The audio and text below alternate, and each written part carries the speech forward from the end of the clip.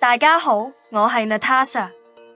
今日我哋要傾下關於一位來自健身界嘅勁人，他最近喺社交平台上面好受注目，就係來自墨西哥嘅心理學家兼健身模特兒 M Cavazos。靠住多年嘅努力、堅持同埋對訓練嘅熱情，佢成功塑造咗令人羨慕嘅體態。M 唔只係 Instagram 上面嘅紅人，依家佢已經有超過366000名粉絲跟住佢，仲成為咗全球追求生活轉變人士嘅榜樣。佢經常分享一啲激勵人心嘅影片同埋日常訓練片段，記錄住每一步進展，由各種訓練動作到每日取得嘅小成就，全部都毫無保留咁同大家分享。佢嘅故事開始喺超過10年前，當時佢下定決心要徹底改變自己，專注做重訓。睇返佢嘅轉變過程，就知道只要有決心同專注，就一定會有成果。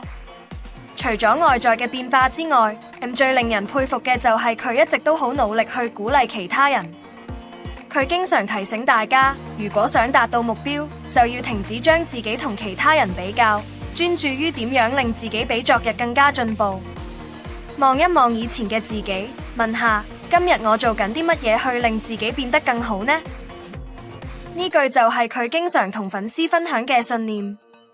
如果你都想了解多啲呢位來自墨西哥嘅勁人，可以去 Instagram 揾 M Cavazos。喺嗰度你會揾到好多正能量同埋對你健身路上有幫助嘅小貼士。你又點睇呢個勵志故事呢？我自己就覺得真係好鼓舞人心啊！記住留個言話俾我哋知你嘅睇法，順便俾個讚呢段影片啦。